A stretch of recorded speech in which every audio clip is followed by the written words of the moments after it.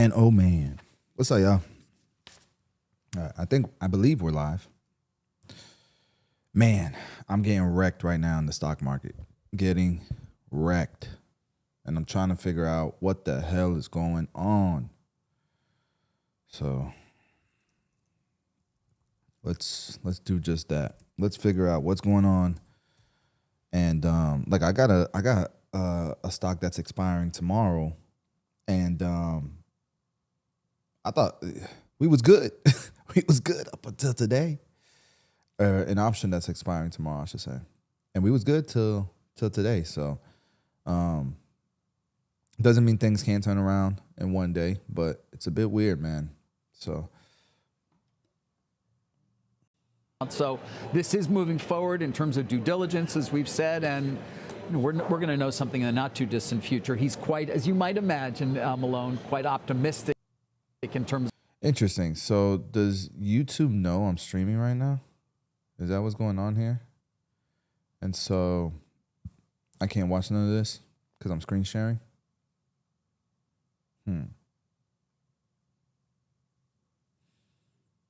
How it's going to end up for shareholders, including himself. Is he favoring a deal with Netflix?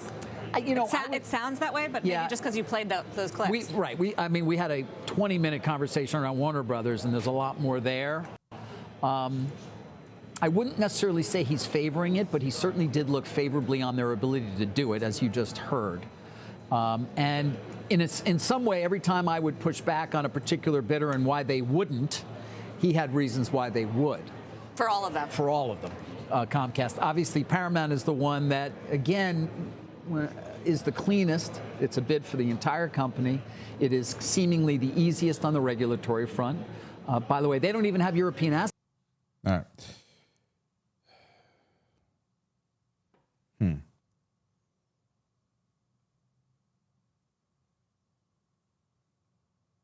She holds on to it. The ruling on the floor. Yeah, it blocks it. Alrighty. Let's see. Open an app. Is confirmed. Creighton caused the ball to be out of bounds. It'll be a Nebraska ball on the end line. All right, so that ain't gonna work. Let me see. Anybody in here? Oh, what's up, chat? I just noticed the chat is live. Been buying the everlasting dip all month, man. It's crushing my options, bro. It's crushing me right now. I don't like it. All right, I don't like it.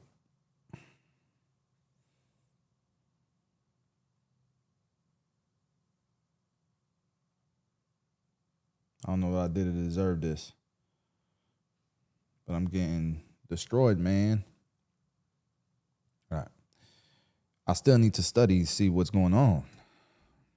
Because look, I was excited. I'm like, man, once the government opens, stock market's about to skyrocket. And that is not the case. So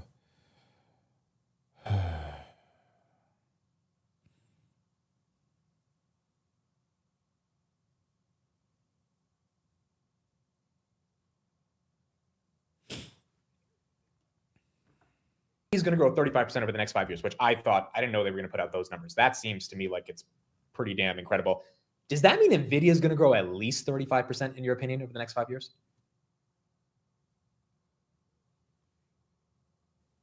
I don't think so. The reason being is, luckily for AMD, it has the opportunity from starting from a small base. I do believe still NVIDIA will grow at a faster rate than the overall market. And remember, that was 35% compounded annual growth rate. So maybe 1 year might be like 100% and another year might be like 15% or whatever. But overall, the compounded annual growth rate within the next 3 to 5 years is going to be 35. So there might be some years that look pretty exciting. There might be some years that look pretty weak. But with NVIDIA, I think NVIDIA will still grow perfectly fine. I mean, we saw a 1 trillion TAM. That was the other thing. I didn't even mention that, right? The 1 trillion TAM by 2030. I still believe NVIDIA is going to take most of that market share, especially with what we heard from NVIDIA during their GTC about that $500 billion in sales with Rubin, early Rubin backlog and the Blackwell and Blackwell Ultra.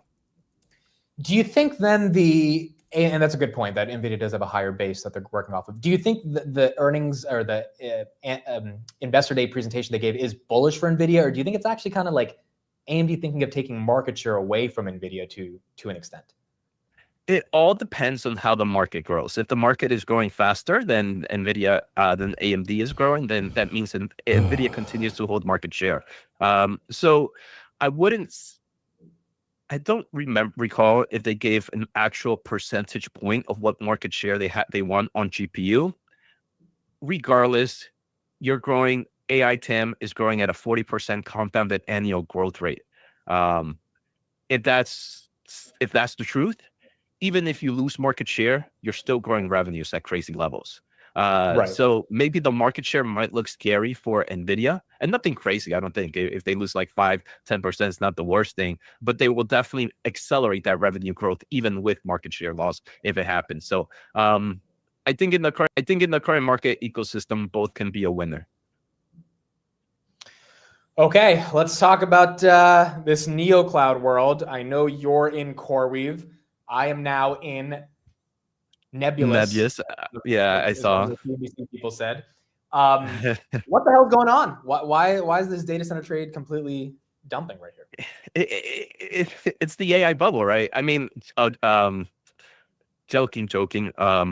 It's crazy how sentiment shifted so quickly after earnings. I mean, the only thing that has changed from right now is the stock price, right? What we remember, we just had all big tech earnings say they're increasing capital expenditure. That is not going to shift over 2 weeks, or someone having a small short of $9.2 million in options for certain companies. All big tech players are increasing their capital expenditure. That's not something they're shifting tomorrow because of some fears. They're going to continue to grow that. We heard TSMC, they just reported great numbers for their monthly, that October was their best month ever in forms of chip sales. We have NVIDIA showcasing that $500 billion on just Blackwell and Rubin by the end of 2020. I forget what year, end of 2026 calendar. We had AMD give us a 1 trillion TAM. The only thing that has changed is the stock prices. So I'm actually very excited about this dip. Maybe I'm not looking at my portfolio that much. I'm just dumping money to buy the dips. What's up, everybody who joined my Zoom? But even Nebius and CoreWeave both said that their Meta deal, 3 point whatever billion, could have been bigger if they had the capacity. They still are selling their H100, so their older chips are still selling at great prices. What is there not to like about the AI market right now? I just don't get it. So CoreWeave got hit especially hard, I think, because of a delay on one of their customers, but also I think because their debt continues to pile on. When I was listening to the earnings call, the CFO said, yes, we have more debt, but it's demand-based debt, aka there's so much demand that we have to take on the debt. Do you think the markets are taking the wind out of these stocks because they're just tired of the debt financing? It could be. I mean, getting wrecked. We have to also the approach of active power for a lot of these neoclouds. This is something that's going to come with this game. If you're in the Zoom and you have questions, Nebius, I think this quarter had about $4.2 billion in debt, and they're only at 100 megawatts of active power. And they got contracted 2 gigawatts. Yeah, so if you're in the Zoom and you got any questions or anything like that, more than welcome to unmute and speak. And then 80% of the capex is GPUs, pretty much. So right now, if any of these companies are trying to grow to that active power, that's a lot of debt that all these players have to raise. And I just took off my headphones, so give me 1 quick second. But I mean, Nebius has said that they're doing great with pricing. CoreWeave as well. I mean, the demand is still there. So I think in the short term, that's the bearish thesis again. It's the capex, and back then it was capex for the hyperscalers. I think that has proven that hyperscalers are winning. Oh man, it's tough, man. Let me see what my dog Tom Lee has he spoken on this. This is 2 days ago. I need something sooner. All right, let's see what he's saying. First session, we're going to kick off with Tom, co-founder and head of research. Tom doesn't need any introduction.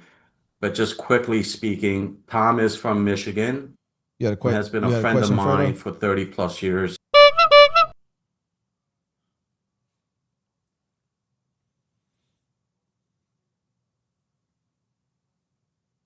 Mhm.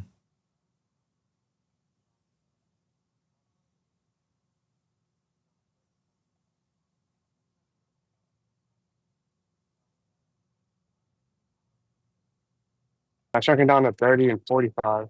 Um, do you feel like that was the right move as the owner, or should I have just increased my prices and like not opened up my availability? Repeat that one more time. Repeat that one more time. I'm sorry. Um, uh, as the owner of the shop owner, I was already pretty booked up at 45 in an hour. Mhm. I was thinking about either raising my prices or shrinking down my service time. I decided to shrink down my service time because, for one, like it opens up a lot more income. But do you feel like that was the right move, or should I have raised my prices and kept just my regular service No, times? lower service time for sure. I Yeah, always tell guys, you know, the easiest thing you could do is raise your prices. But then what happens is,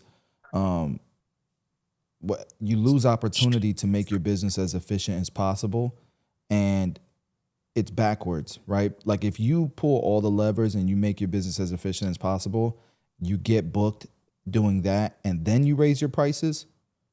It's like you're gonna get the perfect business, right? If you for raise your sure. prices and then you try speeding up your time and all that stuff, you might destroy your business. You might lose clients because of it.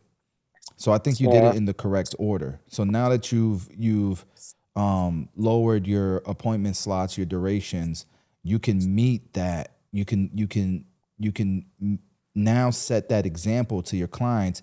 Get booked again, right? And then what ends up happening is once you're booked with the faster slots, then you can raise your prices once you're in demand, and you're gonna make way more money doing that. You see what I'm for saying? sure. Yeah. It's a Okay, slower that's kind of what I process. It's a figured. little bit more painful, but it pays off double, I think. For sure. Yep. Okay, cool. And then I had one more question. I was going over the Google Tag manager section with like connecting 6FB and all that stuff. Hmm. I don't think it was like tracking right. I was having an issue with the Google Tag Manager on Google Ads saying it was inactive. Hmm. Um, is there? I mean, I did it like exactly like the video. Is there any chance like that stuff might be a little outdated? Because even I went to the Google Ad section and it doesn't give you the same options from when you guys filmed it. Do you have ad blocker turned off when you're testing to see if it's tracking? Um, I think I turned it off because it was saying that was affecting it. So Yeah. the on Google Tag Manager it shows it fires Yeah. when I'm in like the debugging testing mode or preview mode. Yeah. So when I try to like well that's the only time it says it's active or online. But when I close that debugger, like it doesn't I don't think it's tracking it right because the Google Ads is like I'm not really sure if like the analytics even make sense because like it's just crazy analytics, but like I didn't feel like it was converting what it said it was because it just doesn't show in the shop. Well, if the trigger is correct, then it might be you have the conversion tracking set wrong. Like what in your ads, what do you have set for conversions? Like the value? No, like is it a click? Is it a phone call? Is it It was supposed to be a click. I was trying to keep track of the booked appointments. So you know how if there's a craft success, like it's supposed to track that whenever yeah, somebody clicks book now. yeah, I was trying to book that because I was trying to use FixFB's. You know how you can create like special links to book. yeah. I was trying to use a special link for an ad, so that way I know exactly what's coming from that link or like the ad. You know. Yeah. It's been a while since I set ours up. Once I set ours up and we had it running smoothly, ever since then I hired a media buyer. We haven't changed anything, but I haven't had to touch that in a while. So, you know, like it's one of those things where we just be troubleshooting it together, ChatGPT, all that, right, to try to fix it. You could also hire somebody on Fiverr or Upwork.com just to fix, just to test it and verify or confirm that it is working, right? And that might cost you a couple $100, but it's probably worth it. Because again, like I haven't touched it in probably a year. I don't think it's outdated. And even if it is outdated, it would be like a button moved from this page to a different one, right? Like it's not going to be, the principles are still the same. So that's what I would suggest, man. Go on Fiverr, find somebody that can look at it and fix it. Yeah. Okay, for sure. And then I saw that you guys use the Google Analytics. I saw that was a new integration on 6FB. Do we do Google Analytics? Like, do you guys use that? Because I know you can look at the Google My Business and like look at the data from there, but do you actually use Google Analytics too? We use Google Analytics, yeah, but we use it for our website. It's already connected to our website and stuff. I haven't tried it on 6FB, but if that's a new feature that's added, I would definitely check it out. See what kind of data you can get from it. That sounds good. Okay, no problem, man. Well, I was just wondering. Thank you. Yeah, no problem. Man. Oh, sorry. One last thing. For the ads, what do you feel works best, the max performance or the search ads? You've gone over them in the videos, but Performance Max long-term performs better. Search is going to get you results faster. So we usually will try to like start with search just to fill up our data because it's just faster. And then we migrate over to Performance Max 100% once we have enough data because Performance Max works great and it's a lot more hands off. That's wrong. Okay, thank you, bro. Yep, no problem, man. He attended Wharton. He was top-ranked wireless analyst for 11 years, starting in the mid-90s. Then he was top-ranked strategist for 8 years thereafter at JP Morgan. He has become a global thought leader in crypto since 2017 when we first launched our digital assets research. Trust me when I say back in 2017, we had a lot of naysayers and there we go. Giving us really no credit for picking up a vertical that they thought didn't have legitimacy. Today, Tom is also chairman of Bitminer, the largest Ethereum treasury company. He will be joined by Tom Block. Tom was a lead government liaison for JP Morgan and Jamie Dimon. All right, brother, let's get to it. Let's get to it. This first session will go to 11:50. We'll be able to see it. Just give us release the results toward the end of the conference. On behalf of Tom Block, Mark, Sean, and all of my colleagues here, thank you for being part of our family. Thank you for your support.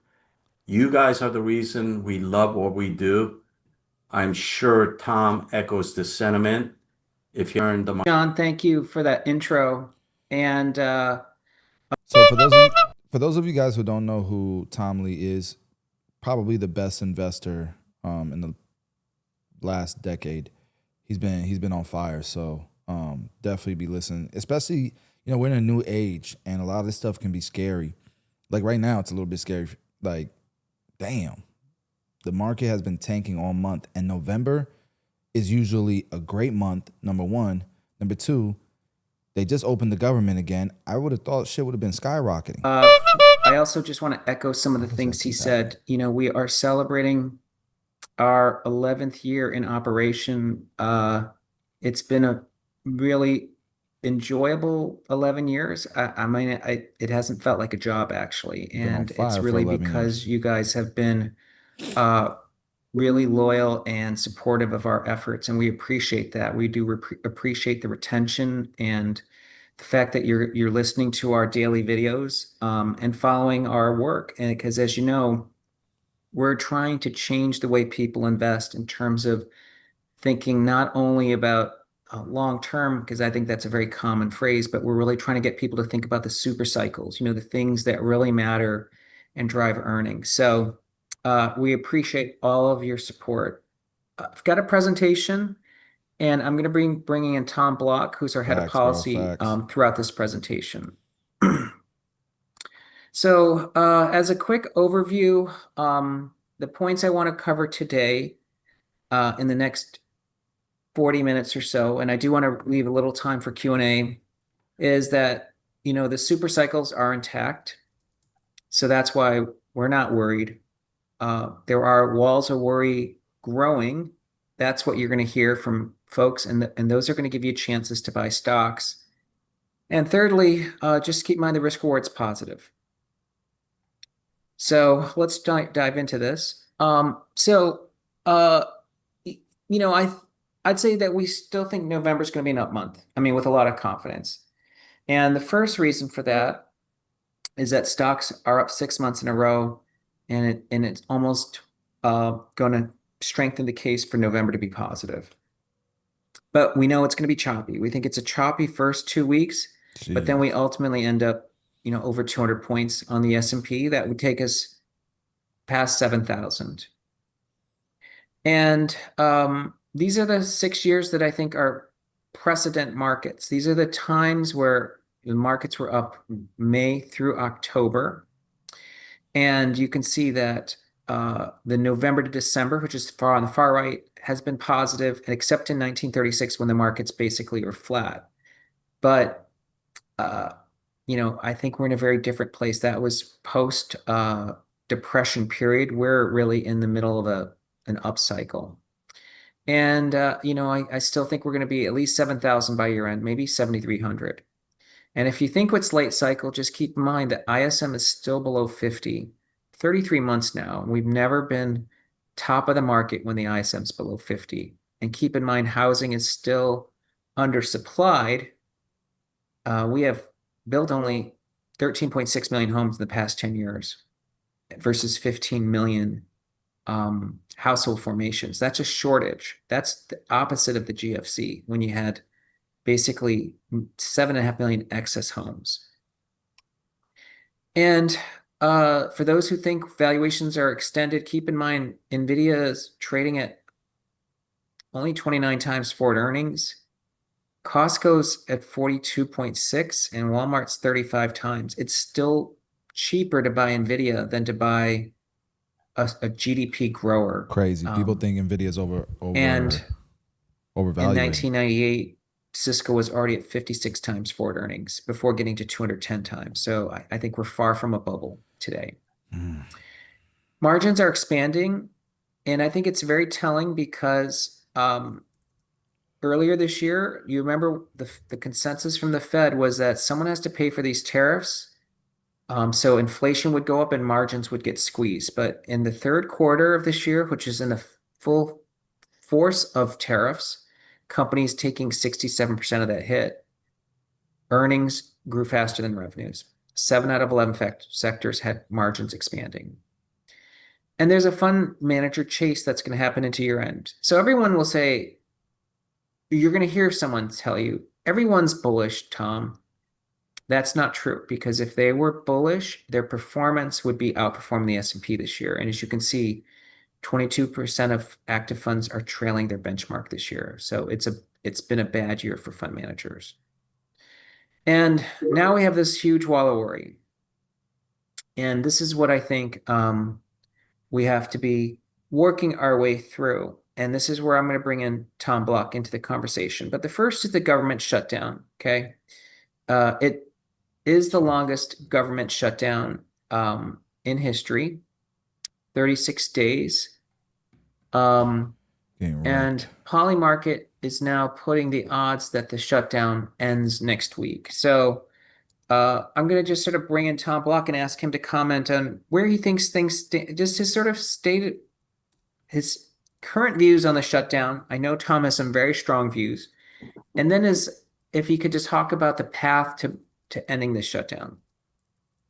Well, thank you, Tom. And let me just join the chorus about how much I enjoy working with Fundstrat. Tom and I met at JP Morgan, and he was incredibly respected. And then when he left, and I had already left a year or two earlier, and he asked me to join Fundstrat, it's just been an honor and a privilege to work with Tom and the great team he and John have built at Fundstrat. On the issue at hand is that the president called the Republicans in the Senate to the White House today, urged them to do away with the filibuster. I just don't think that's going to happen. Before I worked for JP, I actually worked on Capitol Hill, running a congressman's office and a senator's office. And the Senate office, I really appreciated the reason for the filibuster. the filibuster is really the tool that the minority can use to try to influence policy. And the Republicans who are there, and John Thune has been very clear, he does not have the votes to change the filibuster rule. And the reason for that is all the Republicans know that they are not a permanent majority. They will one day be in the minority too, and they will want to use the filibuster to try to influence policies and not just have majority control as you have in the U.S. House. The filibuster has actually been reformed. So prior to 1975, it was a 2/3 or 66 votes to end the filibuster. And then I think largely because of the civil rights movement, they needed to pass legislation that was being bogged down by Southern Democrats. So when I worked in the Senate in the 1970s, there were really three parties. There was the Republicans, there were the Northern Democrats, and the Southern Democrats. And all those Southern Democrats seats have now become Republican seats. And so they really needed to change. So they really got Republicans and Northern Democrats to change the rule in 1975 and make it 60. So I don't think there's much of a chance that they will move it below 60. So they're going to have to find a consensus. I think that consensus is approaching pretty quickly. I think as someone who has worked in government, worked in politics, I think it's just embarrassing. This is a man-made crisis. This is not like Argentina when they can't, when no one will buy their bonds. This is just an artificial, man-made crisis. It's spreading with people like flight controllers who have to have stressful at-work jobs and they aren't being paid, and others who and now the food programs. So they're trying to make up some of the food programs, but there are people who can't feed their children. So this is all, I think, going to come to an end in the next few days. The other thing I will add is the reason they can't do it overnight is that the bill that is before the Senate that the House passed has an end date of November 21st. And that was fine when they passed it 6 weeks ago. But now November 21st is upon us. So people I've talked to this morning in DC are saying that some of the discussion now is what should the new end date be? Should it be Christmas? But there's a growing feeling I think it should be sometime in January of next year. And that's the discussion I'll be watching in the coming days. Great.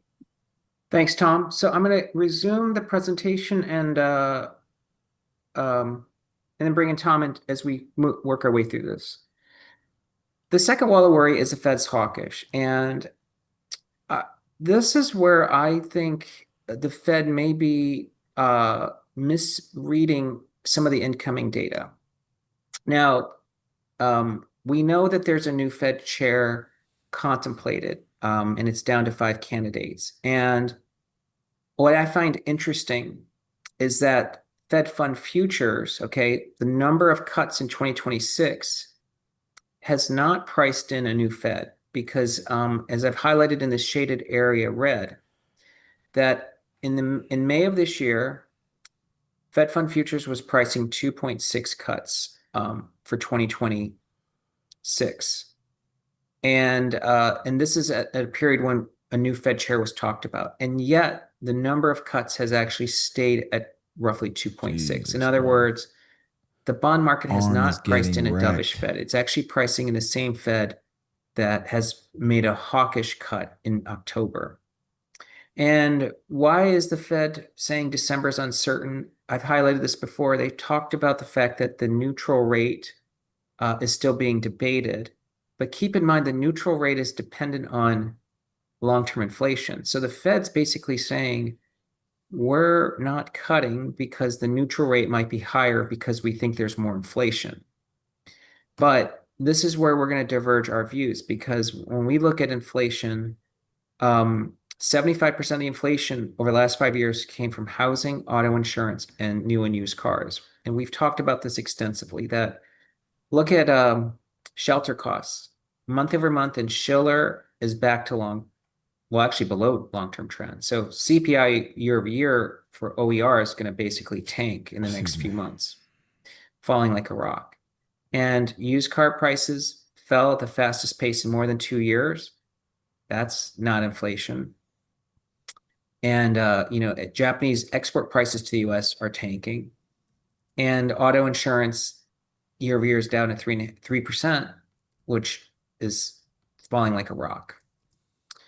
And there's some repo market stress, but that's going to get fixed when the shutdown ends. And then it's really the mayoral race in New York City. And keep in mind,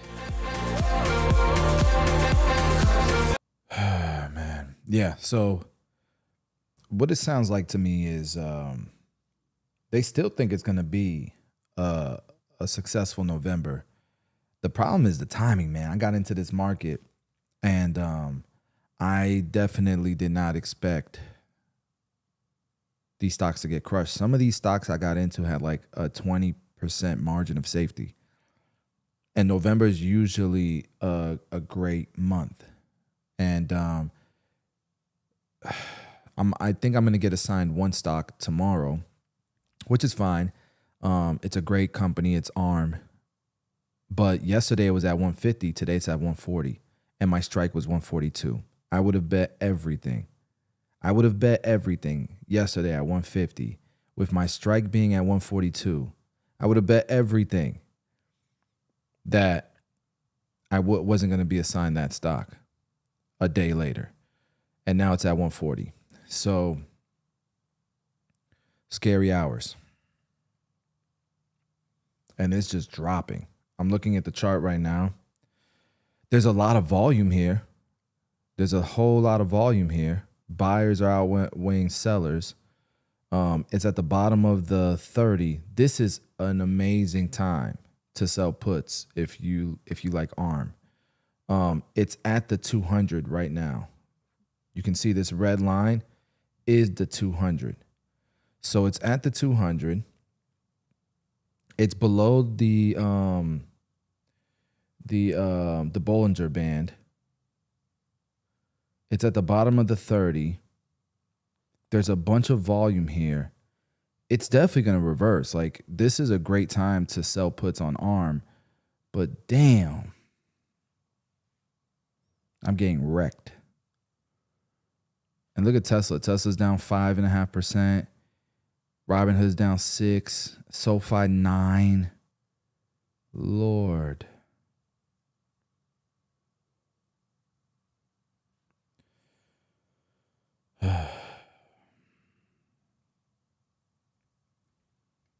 This is the worst I've seen it. Yeah, it's insane. But what, 6 months straight winning? I ain't too mad. Let's look at what Kevin's saying. Out Jack Smith, targeted phone data of GOP senators, GOP in healthcare, still got to deal with the healthcare issues, Democrat meltdown. I mean, this is a lot. Not a lot of uncertainty. And I'm only really looking at the data piece. But yeah, a whole lot of junk over here. All right, whatever. So builders' cheap mortgages are a bad deal. Again, I think this is because they're going to talk about pumping up the prices. Hidden costs off. Come on, dude. Yeah, it's like, all right, I don't have to read the article anymore. The hidden cost is inflated home values and undervalued loans. I'll skim it because they're right. And what's funny is it's at a normal environment. The VIX is at 18.99. Tomorrow it's going to be at 20 something, at over 20 tomorrow. People are shitting themselves right now, without a doubt.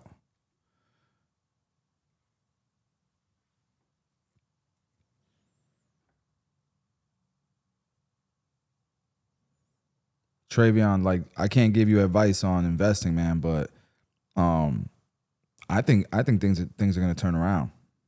I think we're going to end up in a positive November, but it's just scary right now. And this is where, people get scared out of position. Cheap loans are probably inflating property values. Why? How do I? Bro, leave me alone. Who set that up? Absolutely.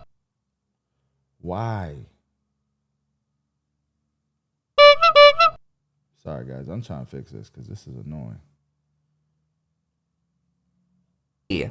That is correct. Correct. Oh, I was doing the... Oh, it's the funniest thing ever. I went out to make a coffee. I mean, to me, it's funny. Did anybody ever watch The Sopranos? Like, can I get a thumbs up for Sopranos or like W for Sopranos? Sopranos, best show ever. And highly recommend watching it, even if you've never seen it and like, I don't know, maybe you're younger or you've just never seen it. Totally worth watching the whole thing. Amazing. But anyway, Sopranos, you know, they have this famous sort of like the, oh, and they've got all the compilations of like that Italian, oh. So anyway, I go out, you know, Jack says something with an attitude, and then I'm like, oh. And then literally the twins and Jay, not Ella and Claire, but the twins and Jay look and they're like, oh. I'm like, oh, this is great. This is great. Like, definitely a W. Oh, y'all agree. That's awesome. Yeah. So I was just like seeing these little like 18-month-old babies go, oh, like, oh my gosh, this is great. This is great. Love Junior. Nice. Yeah. So freaking love it. Almost makes me want to go back and watch. We're watching Walking Dead right now, and we're really slow at watching shows because I usually fall asleep. But the risk is that owners pay an inflated price, soon find themselves underwater. Yes, especially in high-built areas. Newly built homes can be clustered in areas with plenty of new homes, exacerbating the problem. Honestly, kind of right. Yeah. The concentration of those is true. Oh, dude, I wish I had the Meta glasses on for that. You're right. Those are the moments that are like the clutch moments. You just always got to have your Meta glasses on for them. But, you know, I got to walk out for coffee. I don't put them on. And it's funny, too, because I put a sticky note on my door, put Meta glasses on for that reason. I just didn't listen to myself. That's common. All right. I just don't understand.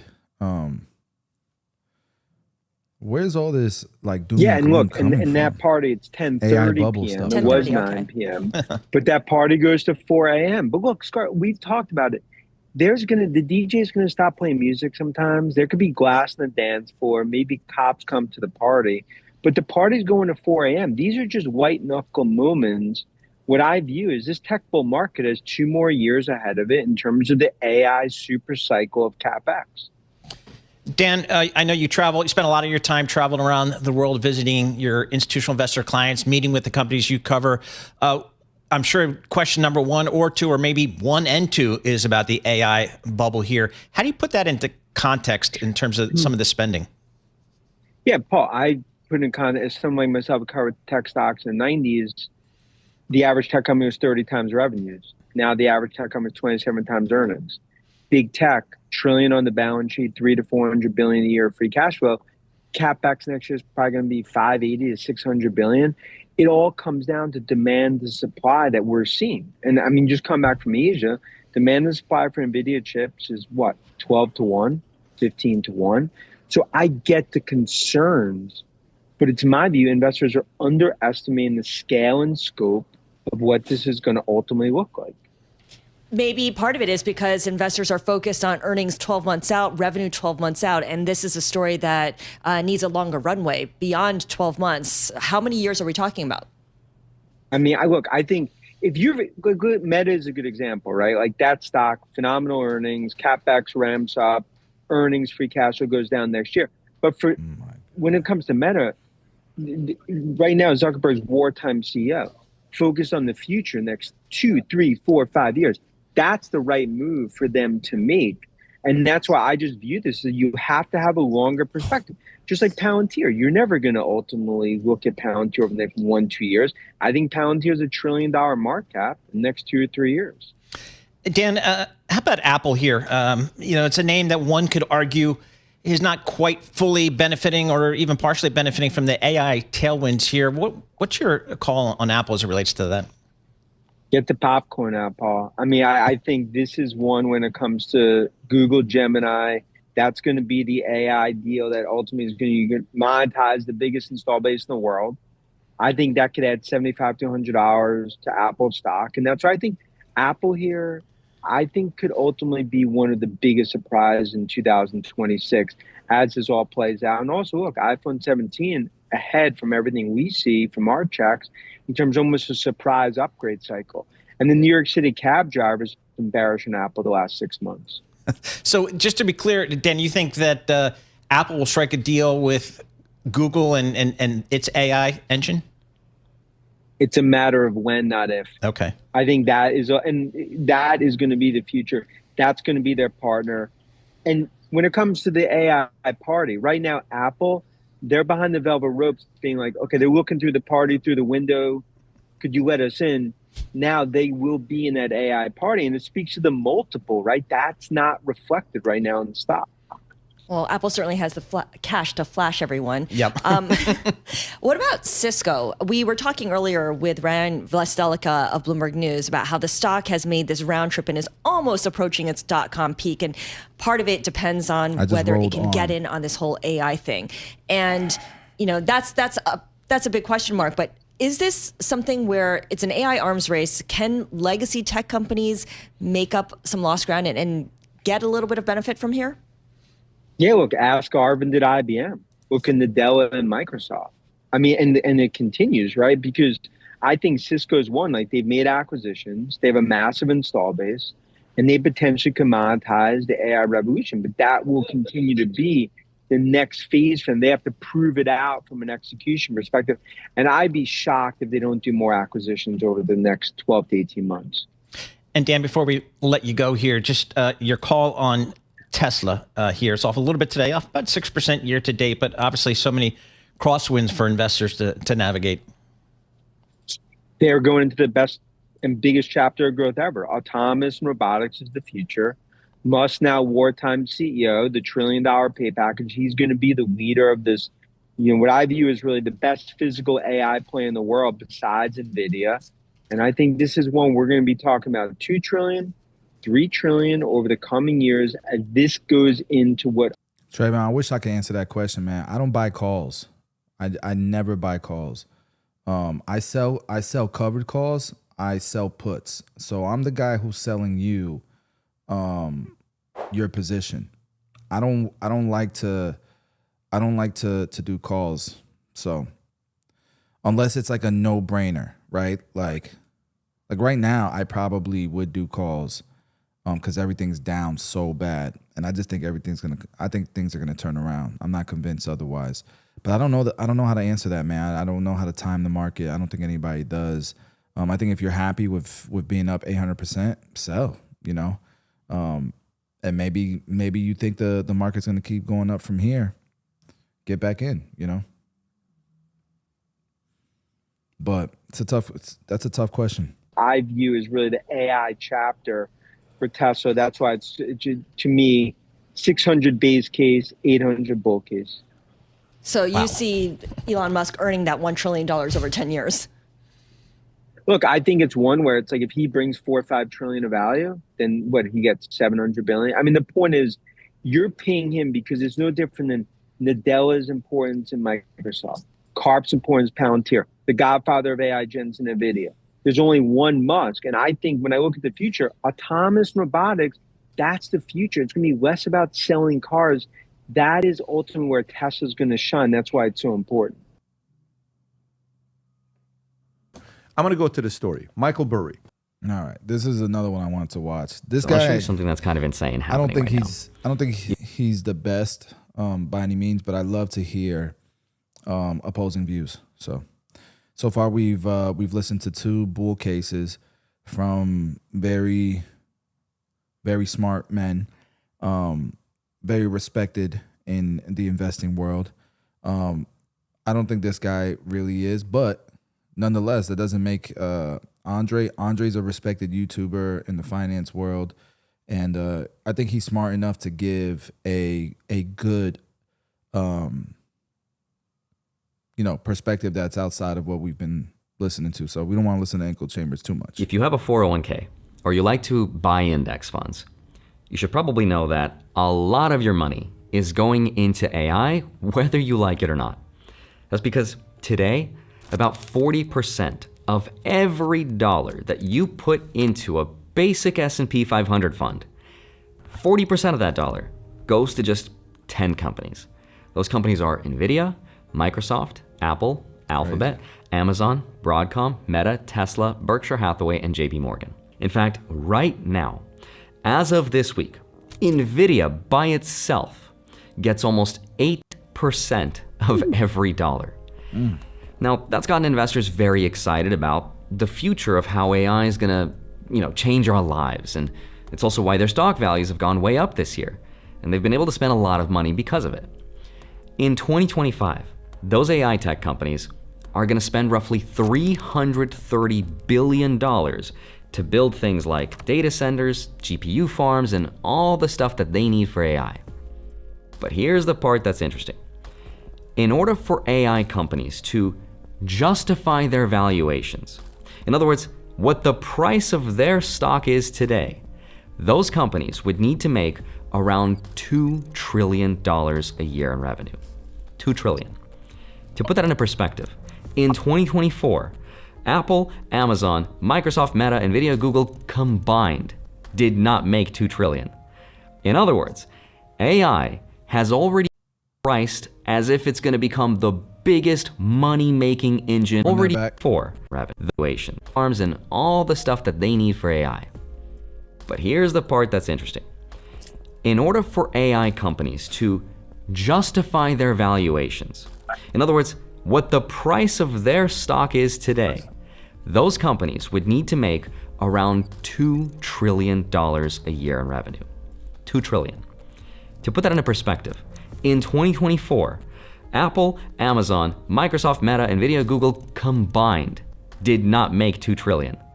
In other words, AI has already been priced as if it's going to become the biggest money-making engine in the history of capitalism. I'm confused because those are all AI companies and they almost hit 2 trillion and AI is just growing. All those companies have beat earnings. Amazon destroyed earnings. So I'm just confused. Bigger than every major tech company today combined. That's kind of a major red flag. But it gets even better. Sam Altman from OpenAI just said that his company is willing to commit $1.4 trillion in spending to make all of this a reality. And someone at his presentation was like, I got a question. How are you going to pay that money when your company just made about $20 billion this year? Hey Trey, I have videos to which of what Sam I do. Altman I have a whole kind of course snapped. for free on YouTube. How can a company with $13 billion in revenues make $1.4 trillion of spend commitments? We're doing well more revenue than that. Second of all, Brad, if you want to sell your shares, I'll find you a buyer. So I think we could sell, your shares or anybody else's to some of the people who are making the most noise on Twitter, whatever, about this very quickly. Then he says, the amount of money needed to build AI and make it profitable might only be possible if the government steps in and gets involved. Some level when something... And that's another thing. I don't understand why people can't see that as being a probable case. I mean, this AI thing is not a race amongst companies in America. It's a race amongst countries. Did we forget about the damn tariff wars? A lot of it was based on AI. A lot of it was based on natural resources that America felt like China wasn't playing fair with. Did we forget about that? Our government just invested into like 10% of Intel. Oh, they're good. Yeah, I didn't like them when I was a kid. They're decent now. She just mute this guy. So I just think why wouldn't America, I mean, all the credits, all the incentives that they're doing for clean energy, for AI companies, that AI bill, America's gonna make sure that we win this AI race. They're gonna make sure of it. Gets sufficiently huge, whether or not they are on paper, the federal government is kind of the insurer of last resort, as we've seen in various financial crises and insurance companies screwing things up. So the market was like, wait, are you asking for a bailout? And he's like, no, I was just kidding. We don't need to do that. We can do this by ourselves. We don't need the money. So that's a red flag. But I didn't hear a bailout there. This is what I'm talking about. This is the doom and gloom shit that I hate, that messes up the markets. At what point did you hear we need a bailout? If people don't understand how AI works, the amount of power and resources you need to win this race, they need the government on their side. Elon just committed to buying 300,000 chips from NVIDIA. They're building that warehouse. They're building a warehouse with 300,000 chips. Something like $150 billion he's spending or something like that on these chips. But he's going to need to power that. And that's going to take a lot of power. He's going to need help with that. Or maybe not. Maybe he's not going to need help with that. But there can only be so many Elons pushing the boundaries here until we have issues with energy. So the government does have to play a role in this. I did not hear a bailout, bro. And this is what's killing the markets right now. People think we're like at the edge of AI bubble, so they're selling, scared. Bro, if you got extra capital, and if I had more capital, bro, I'm buying shares, 100%. I don't have extra capital though. I've poured it all in. Flag. And obviously, we are very far away from AI running our lives, but those are the expectations of the stock market. The reality is that they are not being paid for with profits, right? That's called free cash flow. Right now, those companies are all being funded with a ton of debt. And a huge part of that debt is not even showing up on their balance sheet. That debt is hidden. The spending is being run through things like private credit, structured vehicles called SPVs, joint ventures, and what's called circular financing. So what all of this does, though, is it makes the US economy look strong. It makes the stock market go up. But the risk is that it only looks strong because these companies are passing money around to each other in order to make it look bigger than it actually is. And for investors, that means for these companies to be as valuable as they are today, they have to be borrowing from a future that doesn't exist yet. Now, when you add all this up and you look at what some of the big investors have been doing, you might be worried. Warren Buffett, for example, just sold billions of dollars of stock, and he's now sitting on the biggest cash pile in the world. That doesn't look good. And Michael Burry, the guy who predicted the 2008 financial crisis, his fund, Scion, filed what's called a 13F form where it shows he's putting 80% of his portfolio betting against NVIDIA and Palantir. So all of this leads to the question, are we in an AI bubble?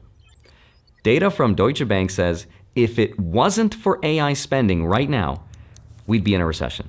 So in today's video, I want to help explain everything that's happening to the market, what in the world is happening to Bitcoin, and what I'm doing with my money and how I'm investing. This is super interesting, so let's get into it. Hi, my name is Andre Jick. Hope you're doing well. Come for the finance and stay for the AI bubble. Now, I know it sounds a little silly, but what is a bubble? It was the worst day on Wall Street since the crash of 1987. Most people say it's when the price of something goes above a sustainable value because of hype and greed. But what a bubble really is when the price of something goes up really fast with no relationship to its fundamentals. It's when nothing changes, but the price still goes up really fast. I agree with that, let me Thomas. explain the mechanics of how this AI machine is actually working, and then you can decide for yourself if it's a bubble. So in the AI economy, money or revenue is created through what's called circular financing. Now this can get confusing, so let me just show you this graph, which as of right now is slightly outdated, but you'll get the idea of what's happening. So at the center of this is the most valuable company in the world, NVIDIA. It's worth trillions and trillions of dollars because it's a way for the world to... This is what Michael Burry is shorting. This is why he's shorting it. He thinks it's pretty much a Ponzi scheme, you know? Like it's not sustainable is what he thinks. I think it is, bro. I think it is. Bet on the future of AI. So NVIDIA decides to invest into OpenAI, the people behind ChatGPT. So they're like, here's $100 billion, go build stuff. OpenAI is like, cool, we got $100 billion. So it then commits to huge cloud contracts with other companies like Oracle and Microsoft to run their models. Well, then Oracle and Microsoft are like, wow, look at all this demand that we have for our services. We're making money, right? Oracle then takes that demand and buys tens of billions of dollars of NVIDIA GPUs. NVIDIA's like, we're making money. And then NVIDIA agrees to invest more of that money back into OpenAI. So the money goes from NVIDIA to OpenAI, from OpenAI to Oracle, and then from Oracle right back to NVIDIA. It's the I owe you skit from the Three Stooges. And speaking of money, how about the $20 you owe me? Oh, yeah? Well, I only got 10, so here's 10 and I owe you 10. It's a rising tide. Hey, Mo, you owe me 20. Well, here's 10 and I'll owe you 10. You owe me 20. Here's 10, I owe you 10. Here's the 10 I owe you. Here's the 10 I owe you. Here's the 10 I owe you. Good, now we're all even. It's a feedback loop where everyone looks like they're growing, even if the money they're spending was borrowed. Now you might be like, okay, I don't really care about this stuff because I'm not investing in this. Who cares if a bunch of rich tech investors lose their money? Doesn't really concern me. But it should actually concern everyone, because these kind of feedback loops is what creates a situation of too big to fail. If companies are allowed to represent such a huge part of the US economy, they must not be allowed to fail. Because to let them fail would be like letting a competing nation win. And the CEOs of these companies know that the US government will do anything and everything to make sure that we win the race against China. Yes. Here's a clip of Sam Altman saying exactly that. So I agree with him here. I'm just trying to figure out why why the markets are tanking because of that. So I guess, wouldn't you, do you have more faith in America winning, even if that is the case, or do you think that China's going to win? What is the, what, let me just keep listening. Given the magnitude of what I expect AI economic impact to look like, sort of, I do think the government ends up as like the insurer of last resort. What he's saying makes total sense.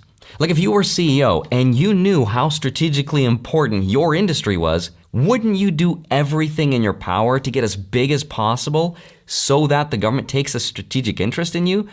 Because if AI CapEx, as they call it, by the way, CapEx stands for capital expenditures. Anytime you hear CapEx, just remember spending. If AI CapEx slows down, the US economy slows down. If the US economy slows down, markets fall. If markets fall, there's going to be political pressure to save these companies at all costs, because if not, it's going to hurt everyone, not just investors, but the jobs, the employees, and the country's interest as well. That's why Sam can say something like that out loud, because it's true. The US government cannot and will not allow this race of AI to just be lost. Now, what all of this means is that the bigger AI gets, the more all of us are involved in it. And the more likely taxpayers will have to eventually backstop it if something were to go wrong. Even if you're someone who doesn't really care about AI, you probably still have a huge financial interest in it. Why? Because of how an index works. It works because the S&P 500 index is what's called a market cap weighted index. Remember, the market cap is just the amount of shares multiplied by a company's price. That means the more expensive a stock becomes, the bigger the company gets, and the more it moves up that index because the market cap grows bigger. That's why it's a market cap weighted index. And as it gets bigger, it attracts more and more money. And that is how just the top 5 companies out of 495 represent 30% of the whole index right now. So when you combine the circular funding mechanism with how the index works, you start to see how it all comes together, right? Money gets passed around via the circular financing, so no real value is created. The price of a stock goes up really fast. But how can he say that no real value is created? If people are adopting AI more in their business, if there's more usage of AWS, if there's more usage of tokens, if there's more usage of power, if people are buying the chips because there is a demand, it's a trickle effect, right? How can we say no real value? I don't, that's the part that's killing me. And those participating in this feedback loop get bigger and bigger, so more money is allocated to them through passive investing, and now they've got more money to continue making these commitments, which adds to their valuation, and so on and so forth. That's exactly why some people think that Warren Buffett and Michael Burry might be doing what they're doing. Remember, these are two people who don't agree on almost anything. They don't invest in the same way. They don't even think the same way. Warren Buffett is a value investor, and Michael Burry is a macro contrarian, right? He does the opposite of whatever everyone else is doing. But both of them, at the exact same time, in their own way, are short the market.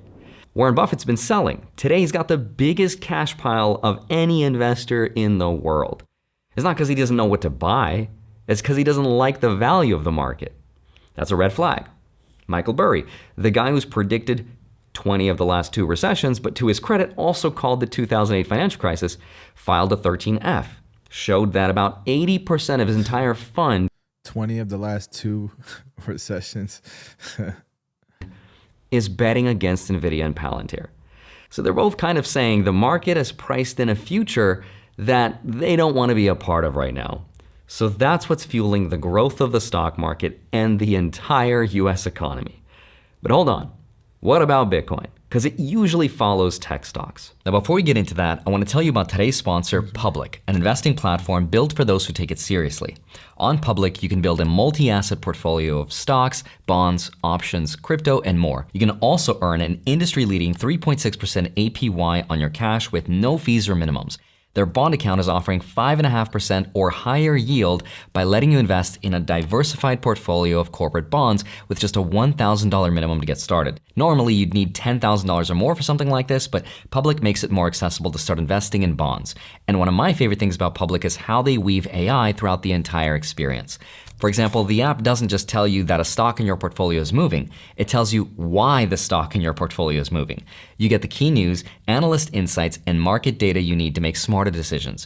If you're ready for an investing platform that gives you the full picture, visit the link in the description down below or go to public.com/Andre to learn more, and they'll even give you an uncapped 1% match when you transfer your investments from another platform. The full disclosure is in the description down below, and now let's get back to it. So if you've been watching Bitcoin, you know that it's been going down. It's been doing the opposite of what tech stocks have been doing, which is weird because the macro picture, the big picture stuff, looks good. ETFs are buying. Corporate treasury buyers are here. Gold is at record highs. All of that is true. But Bitcoin is selling off, which is a little confusing. So here's what's going on here. In the world of economics, right, there's 2 big forces that compete with each other for our understanding. The first force is the technical force, or technical analysis, as some people call it.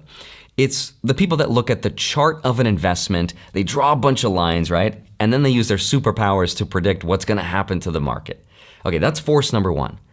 The other force is called the macro force. This one looks at the big picture stuff of the world. Like, for example, what's happening geopolitically speaking?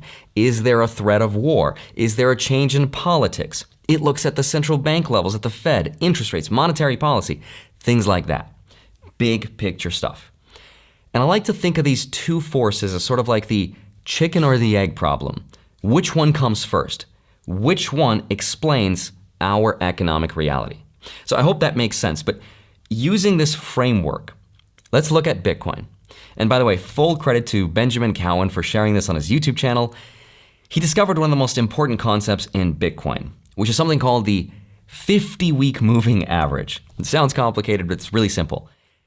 If you take the average closing price, meaning the price at the end of the week, for the last 50 weeks, you get a certain trend line.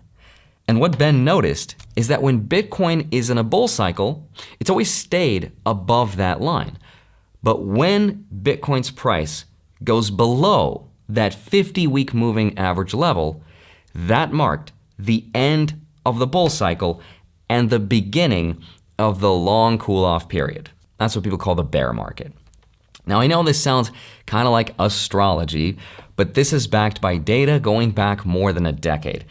And this week, we broke below that price point. That's not good, right? Because when investors all start to see that same pattern, they think, okay, that's it, right? That's the end of the bull cycle. So I'm gonna sell and I'm gonna come back in a year from now. If price breaks trend, when that happens, their rules tell them to sell. And when you have enough people following that same pattern or same signal, that's when it becomes the reality. So that's the technical explanation behind what's happening. But then there's the second force, the macro force. And this theory says this had nothing to do with the charts at all. This sell-off is because investors think we are going into what's called a liquidity transition. And here's what I mean. Let's look at the Federal Reserve's balance sheet, this chart right here. We've been in what's called quantitative tightening, or QT, meaning the Fed has been slowly removing the liquidity or money out of the financial system. The way they do this is over time by letting bonds roll off the balance sheet and just not replacing them. That slowly drains the financial system. But recently, the Fed told us it's going to end quantitative tightening sooner than expected. They're going to end it on December 1st. Now, on paper, that sounds like it should be a really good thing, right? The market should go up. Ending QT means we stop draining liquidity, right? But psychologically, investors don't interpret it that way. Investors look at an early end to the QT as if something somewhere in the financial system might be struggling, right? Now, the Fed tells us, guys, don't worry, nothing's wrong. There's no cracks in the system. We're just doing this earlier because we want to make sure we're ahead of the curve and we don't cause a recession. But investors are like, yeah, I don't believe you. It looks like a sign that maybe somewhere we are hitting a stress point. Like, have you seen the jobs report lately? Not looking good. Have you seen the AI valuations? Not looking good. So every time in history, when liquidity stress shows up, risk assets don't like it. So this theory says that Bitcoin didn't go down because of some magic line that's drawn on a chart somewhere. It went down because Bitcoin happens to be what people say is the canary in the coal mine. It's the first one to be affected because it is the easiest thing to sell. So it reacts first. So there's a possibility that the stress signal shows up in Bitcoin before it shows up in the rest of the market, which means the rest of the market could eventually follow. So that is one of the macro theories. I'll probably put you to sleep if I told you about the other ones, but just briefly mentioning them. Other theories for why Bitcoin is going down is Bitcoin is having its IPO moment, right? Early investors are selling it because it's the first time they can sell without crashing the market. And there's people among us that have billions of dollars in Bitcoin alone. They're finally exiting those positions. There's even a theory about Bitcoin's core dev team changing something called the op return limit, thus changing the entire meaning of Bitcoin's existence from being money to being a data transfer protocol. But I'm not going to bore you with that unless you want me to. Let me know down in the comments. All right, so if you made it this far into the video, not that it should matter, but here's what I'm personally doing. If I was the trading type who's trying to time the market, I'd be paying very close attention to what's happening. But I'm not the trading type, so luckily for me, hopefully I still have at least another 20 to 30 years before I retire. So regardless of what ends up happening in the next few months or the next few years, hopefully it's not gonna make that much of a difference, but that's just me.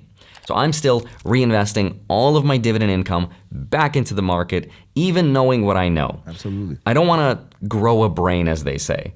I just wanna keep it simple. But I'm also saving cash, and it's becoming a slightly bigger part of my portfolio. I'll do an update on all my investments at the end of the year. If you're interested, let me know down in the comments. But I did move some of my money over from real estate into cash, not because I necessarily think real estate's gonna crash, but I feel more comfortable with cash right now. But I'm also not borrowing money to invest. That means zero margin, no YOLOing. Yeah, so. Brad Gerstner's here, joining us hot after crashing the stock market and popping the AI bubble. Well done, Brad. We're going to get into it. all of our portfolios, thank you, we're all down 15% this week. Can we ask OpenAI to just put a moratorium on any more public statements or appearances for another couple months? Good job, Brad. You decided you'd be a podcaster. You're like, hey, let me ask a couple of hard questions here, and you popped in the AI bubble.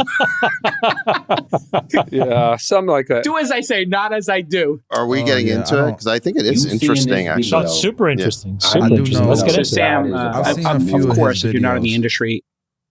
Sam want me to. Velez, I've seen a few of his videos. I think it's great for beginners.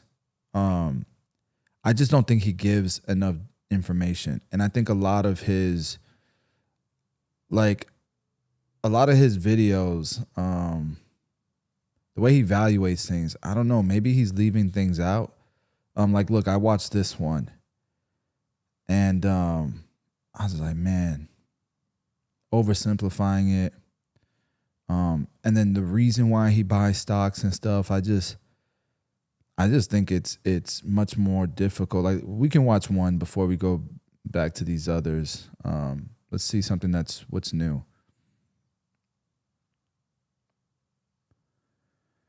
I don't know. What's a good video that you like?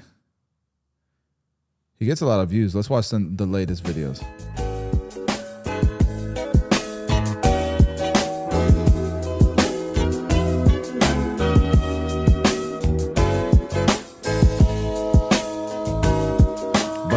What's up, YouTube? He's got a huge It's time to go hunting. You guys It's already about the know right when things. there's blood in the streets, it's time to eat. I got a jam-packed video for you guys, so please keep it locked.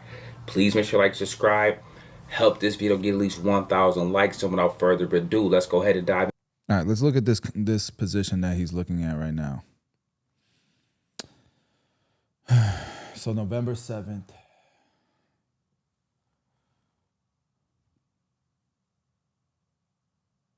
This is a 3-day contract that he's doing. All right. Subscribe. Help this video get at least 1,000 likes. So without further ado, let's go ahead and dive into it. Now, guys, we got the sell-off. We got the pullback.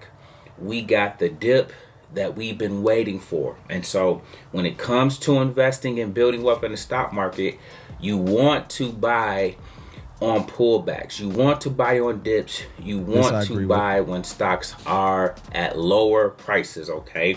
And so today is a great opportunity to go shopping. When there's blood in the streets, it's time to eat.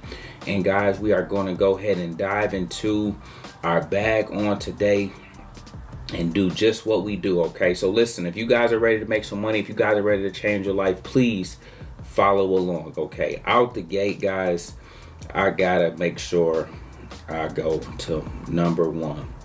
Everybody take a look at this. Meta came back down to the 600. So let me show you this trade that he got into. That was November 5th. November 4th, he opened this position, right? If you guys can see my screen. This is November 4th, right? And he did a 450 strike price. Okay. So November 4th, he got in. He did a 450 strike price. You guys can see, as soon as he got in, the next day, it skyrocketed.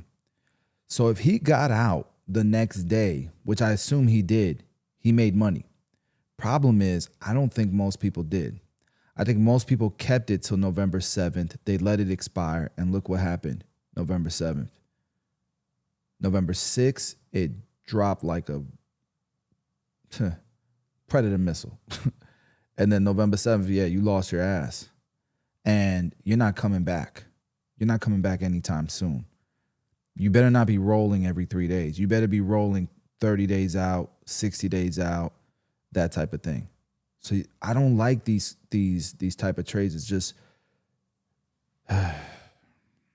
for the most people, that's $100 range, okay? And so look, guys, target on this one, 800, 1,000. Mark these down so that you know once this sell-off is over with and the rebound occurs, where we are headed next, okay? And so what I want you to do, okay, do me a favor. I know you guys can swing this. Check this out. You want to go to trade. We want you in your bag, all right? So let me know, do you guys have $50? Okay. Let me know if you at least have. Definitely a great time to buy, guys. Look at that. Look at the price. No matter of fact, we're gonna do this. We're gonna keep this at where it was at. But what we want to do is 627. Let's put that back how they had it. Okay, boom, boom. What you want to do here is, I want you to see this, man. If you are able, everybody look at the amount. Let me know, do you have $50? Okay. Let me know, can you swing investing at least at the bare minimum? Now listen, guys. I don't teach nobody to invest with $50. Even if this 10x's, you made $500. Congrats. It's not gonna happen. But even if it did, you know, I tell people, bro, go get money. Go make money. What is your main thing? If it's cutting hair, that's what you need to focus on. If it's doing nails, that's what you need to focus on. And I want to know what your situation is right now. If your situation is, I cut hair, I make $50,000 a year, I got $1,000 in my bank account. That means you don't save any money, bro. That means you're living above your means. I'm not telling you go stop buying coffee. What I'm telling you is there's no reason why this can't double in the next year if you focus all your time and attention to this. Then if this doubles, right, then you have $50,000 to invest. I mean, you got to pay taxes, right? So either way, this 50 is 40, right? This 50 is another 20% on that is 40. You're gonna spend $20K in taxes. You'll have 80 left over. You live on 50, so you'll have $30,000 to invest. Now we can shake things up. But investing $50, don't even waste your time, bro. I'd rather you just paper trade. I'd rather you just paper trade and focus on the main thing, right? I'd rather you listen. Don't get me wrong. Keep studying Chris Sane. Keep studying him. Make sure your timeline is full of this. Make sure your timeline is full of this. Tom Lee. Make sure you're tuning into these live streams. But you don't get distracted. We got to run it up first. The market's not going anywhere. You're going to be able to make money no matter what. 50 years from now, 10 years from now, 2 years from now. You can always do more. The goal is to show you that it don't take all that. The goal is to show you that it can be done. Say that again. Do you still tune into Joseph Carlton? I think that was his name. Yeah, I love him, Carlson. I don't listen. I don't tune in like to anyone like consistent enough. But I do check him out. Like if I need another opinion on something, I'll go check him out. I like him. I like Invest with Brandon, How to Retire Early, All In Podcast, Tom Lee. I'll listen to all of them. Like if I need to catch up. Gotcha. Meet Kevin. So like this week with how the market is, I'll probably check out each of their channels just to hear all their perspectives. Cool. And you can then see like, oh man, I put 50 in this time, but had I put in more, I could have also made more. Let me know if that's understood, okay? That's meta. We dropping at least $50 in there, okay? Make sure you add these to your list, okay? Boom. Next, we have Netflix. Okay, I want this to be a no-brainer, guys. Now listen, this is going to split. Matter of fact, a 10-to-1 split is going to be on the horizon. So after this pullback, you have around, I'm gonna say 10 or so days for the run up into the split to occur. Okay, so listen to this, make a note of this. They want the price to be slightly higher, like 11, 12, or 1300. Write this down so that when they split, okay, they might want to split and make sure the stock is $500. or $600 or $650. Let me know if that makes sense. So if they get it up between 1,000, if they keep it 1,000 to 1,300, okay, they can ensure that on a 10-to-1 split that they'll be back in the what they deem a more affordable price range, a range that more people can buy, more people can trade. So know that for me, okay? They want to have the price at what they deem a desirable number and level when the split occurs. Typically running up into the split, you get a nice little run up, okay? This is Netflix. Do you got $50? If you got $50, do me a favor, go ahead and drop it in there. And listen, we go shopping around here, especially if you guys join the 100K challenge on Mondays and Fridays, okay? However, on a day like today, when the opportunities actually come, all right, if you don't do limit buy orders like I do, what you want to do is begin to put some buy orders in place, okay? So like today is a Tuesday.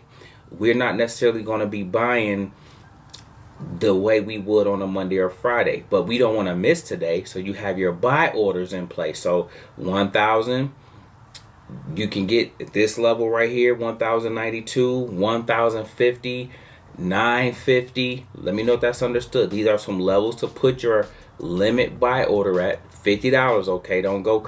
All right. Let me see what he says about options. See if I can find something on options.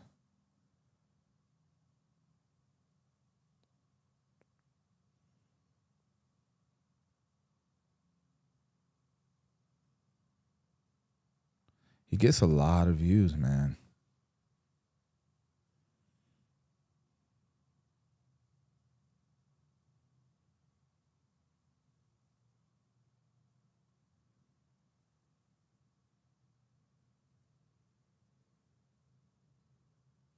Here we go. All right, let's watch this.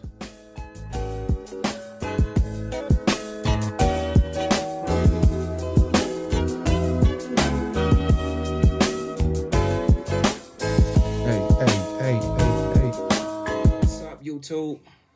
Hey, I got our next big play on deck. I told you it was coming. It is here. If you guys are ready to make some money, let me know that in the comments below. Class will be in session, so watch this video and follow it to a T. I'm going to change your life with this one, okay? Listen, our next big play is here. I'm going to show you what to buy, where to buy it, the whole nine, and I'm going to chart it out for you.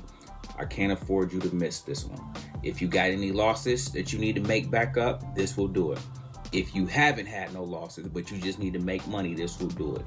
For those of you that want to get towards and close to your goal, 10K, 20K, 50K, 100K, this will do it, okay? I did this for SoFi. I did this for Palantir. I'm going to do it for this particular play. Let's go ahead and dive into it. All right, guys, I got it pulled up. Without further ado, I am a technical expert. I am a sniper, okay? Typically, I am a 2-hour-a-day trader. I can make anywhere from 10 to 30,000 in 15 minutes. If I let the play ride, I can make anywhere from 50,000 to 100K. I don't like this at all. I don't like it at all. In a matter of hours.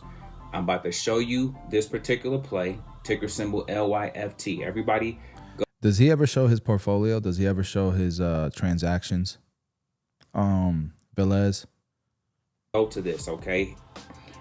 This particular play, I'm showing it to you now because the setup is there. I don't care nothing else about but the technicals. I am a technician. That's why I don't miss. Let's go ahead and look at this. Hit trade options. I don't care what platform you are using. You get to the option chain. Go all the way over for me to 2027, January 15th. And he's gonna buy Y'all calls. already know how coach play. None of my plays take this long, but I can't afford to see you guys miss. I'm gonna change your life. Some of y'all gonna get off the corporate plantation with this, but one thing I love about this one, we hit over 180% on NVIDIA this year. I did the same exact thing. I'm about to do it for you guys then. This is the important part of being early. Everybody gonna join the 100K challenge January 1st, but y'all gonna already be in and up 100%. by January 1st. Look at these prices, okay? Now this play, everybody write $20 target number 1, $30 target number 2. So you're going to change your life just from here to 20. But this play is going to 30. I taught you guys about Uber when it was $20. I told you Uber is going to 100.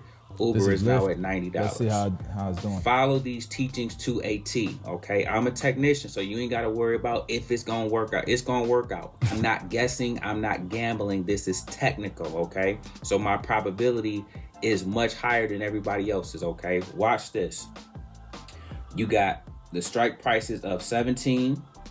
You got the strike price of 15. I need to teach you this. You know I have a system. If you rock with me, we buy an 80 delta. Let's just go through these. Let's click 15 so I can show you the delta. This delta is 71. Delta, so that's not bad. 80% probable. This delta is 71. That's not bad. Okay. Let's check out the $12 delta, 82. Coach's delta is always 80. This is 82. This is right in line. So what I do is I play the opposite side. I've probably taken 60 trades and never lost one. But this month it looks like I'm going to lose. So, but he's doing it the opposite direction, right? This is around $7. Okay. You can get this at 15. Let's look at 17 just to teach you guys. 64. That is still good. Do not pick a play that don't have these deltas. This is what you don't do. Do not go. And it just depends on when his expiration date is. But as of right now, he called that shit to the T. I think it says he got in October 16th or something like that. It was stagnant for a little bit and then pop. Right? Where is the 200? The 200 is way down here, so it's bullish. On the 16th, 15th, it was below the 50 in the RSI. Definitely a lot of volume in this area because he's seen it drop. He's seen it get stable. He's like, man, this shit about to pop. And lo and behold, earnings came. He knew it was going to do well in earnings, and it popped. Go way up here. Yes, it's going to 30, but don't choose 35, okay? In this particular case, because it's out so far, you can get away with it. But I'm talking about if you're doing plays that you're not following from me, don't go way. That's I gotta called get off out in like the 15 money. minutes. That's too far. You need to be, look how close. Look at the price in the middle and look at the two prices above and below. You need to be in the range or deeper down lower, okay? That's called deep in the money. Or just shoot for 80 or 70 delta and your plays will hit. That's number one. Okay, so do me a favor. We're going to choose $15 call for this particular play. So everybody hit 15. Okay, watch this. You're going to hit buy. This is a 71 delta. So I already know off top this play going to hit. Off top it's going to hit. Why? Because the technicals told me it's going to hit. So this play will cost you $540 if you want to change your life. Okay, so don't ever think you need a bunch of money to get in. For those of you that need to double your money, you buy 2 contracts. If you want to triple your money, you buy 3 contracts. Coach is going to buy, I always buy 100 minimum or 200. That's just how I trade. You don't got to get 200 like me. You can do this just to test my theory out. But I have shown you SoFi, Palantir, Netflix, Meta. My list is long and strong and I can keep going. NVIDIA, AMD, Google, Amazon. I do this. So do me a favor, guys. Get this 115.27. Get a 71 delta on this, okay? This is the $15 call, all right? So that is the play. This is where you buy. This is the strike price you choose. This is the stock you choose, okay? I'm giving you everything because I need to see you win because guess what? I can't wait to turn up. I can't wait to celebrate your success, okay? Now check this out, all right? Here is how Coach No and does this. If you've been with me for any amount of time, this is not new. You've seen me do this time and time again, okay? Okay, guys, now we're about to dive into the charts. I'm tripping. I was looking at the wrong dates. To pull up. I have lift on a 1 week time frame. So when was this? This was 2 months ago. This wasn't the same time frame that I thought it was.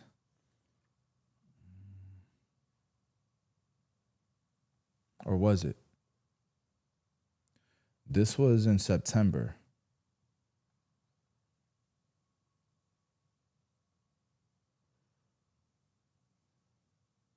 Oh. Nah, this can't be right. Because if this was in September, that shit timbered all the way down for the last 2 months. It dropped. If it's September 16th, it dropped for the next 2 months. I hope that's not it. Am I tripping? What did y'all see? I need you guys to see this. This is where we are at. This is where we going. This is $30 right there. Man. Okay, that is the target that we are shooting for. Now this can go way higher. You got this target right here.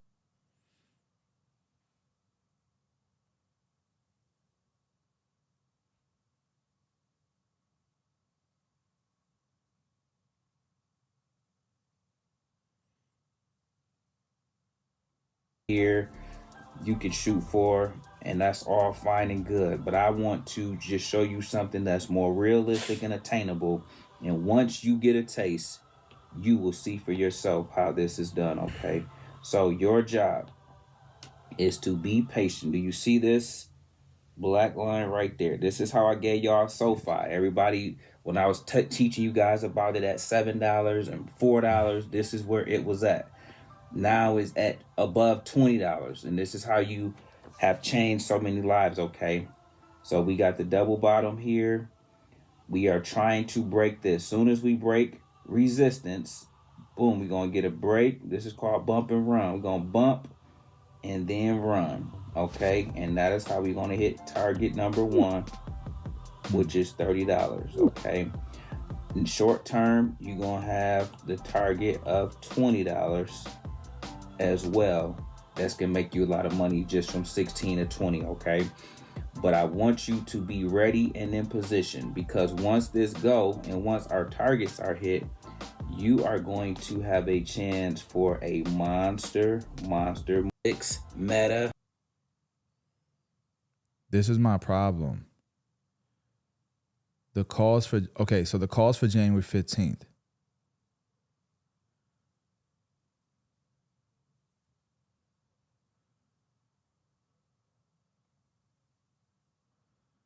When did he get in?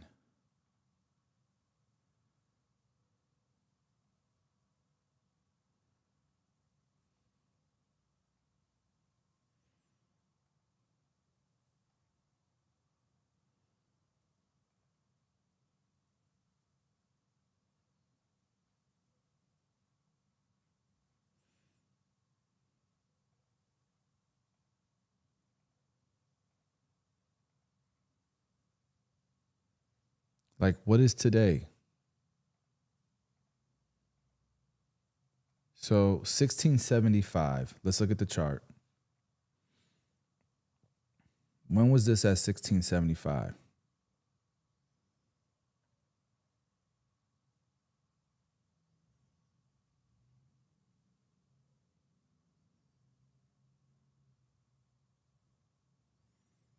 The math just ain't mathing. The math ain't mathing.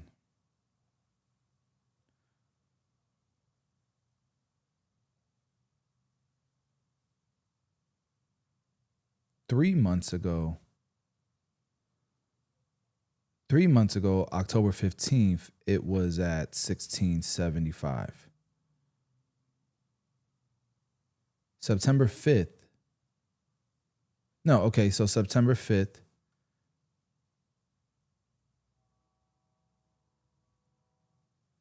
Okay, yeah. Man, he called this ridiculously. This was an unbelievable trade. Good job. This is an unbelievable trade. Look at that. Some people probably got scared right here. Don't get out. Don't get out. It's till January 15th. Look where it's at right now. I'd get out now. I would have been out right here at 25. Get me out. That's a good trade. What strike did he choose? 20, I think he chose. Or was it 15? Oh, no, it was a 15 strike. Yeah, that's a hell of a trade. Nah, he knows what he's doing. Don't hit. I might have to try some call options. That's inspiring. All right, let's keep appeared on the fabulous BG2 podcast last Friday. And it got a little frisky when our fifth bestie here asked what I thought was a completely totally legitimate, mundane question. Hey, you're making $13 billion. It's actually a softball question, to be honest. It was an underhanded pitch.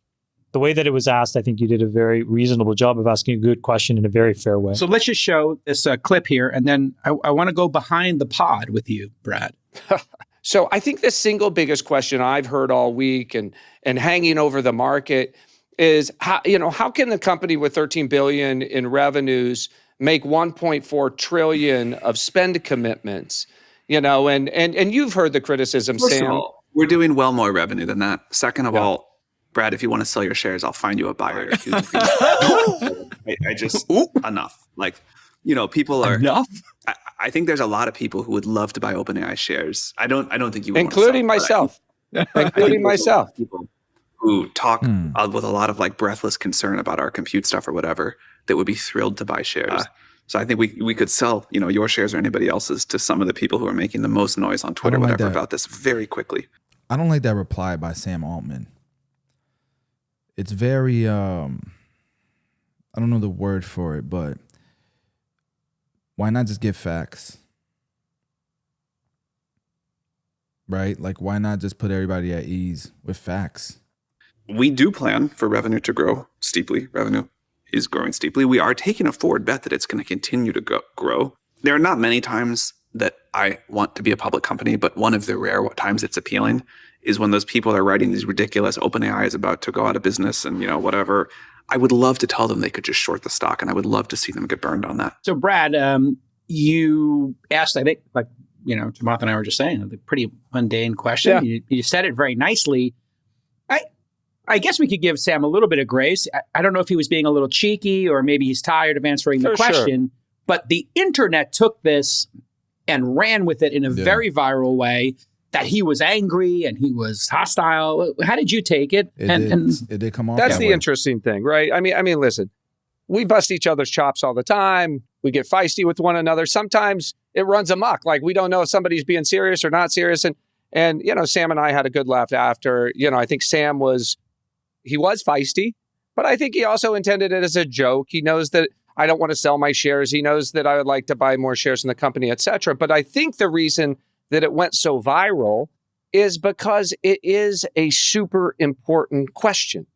Mm-hmm. People are really nervous. They're wondering, are we walking into an AI bubble? How can these huge numbers, how can you be talking about 1.4 trillion in spending when you have kind of gap revenue that's been reported of 13 billion this year? So I was a little disappointed, and I tweeted about this afterwards, that kind of the feistiness got in the way of the answer. But if you listen to his words during the rest of the segment, stupid answer, Sam. He basically said, listen, we think we're going to have 100 billion in revenues over the course of the next couple of years. And, Jay Cal, I sent the team a chart that basically just shows the information's forecast for what OpenAI and Anthropic's revenues are. Most of you guys don't even know who Anthropic is. Boy, they are insane. Such a great company. All right, guys, I got to get off. I got some meetings I got to do after this. So thanks for hanging out with me. I might jump on here after my meetings. But I'm not sure what we're going to talk about. I got to get my bag with the barber stuff. So maybe we get into barbering stuff. Y'all have a good one, man. God bless.